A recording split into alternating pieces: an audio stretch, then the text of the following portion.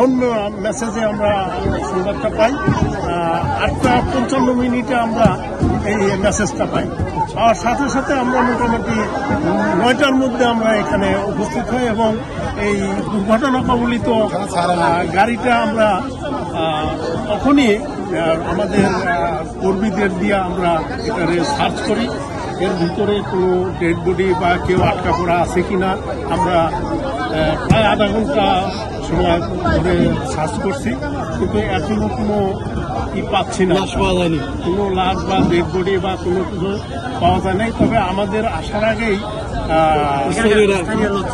2-1জন যারা আহত হয়েছিল তাদেরকে মেডিকেলে পাঠানো হয়েছে। তারা মেডিকেলে তারা মেডিকেলে চলে গেছেন।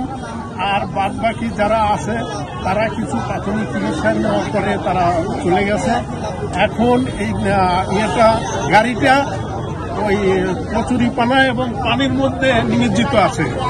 তাই কিছু অংশ গেড়ে গেছে কাদামাটির মধ্যে।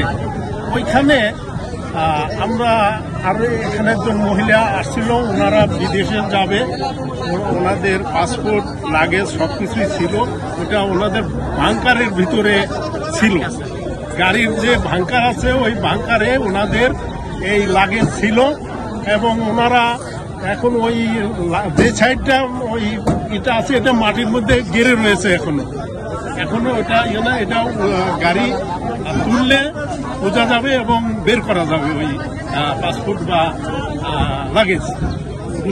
এবং আপনার নাম পরিচয়? আমি খোকসা ফায়ার স্টেশনের ভারপ্রাপ্ত স্টেশন অফিসার মোহাম্মদ হাবিবুর রহমান।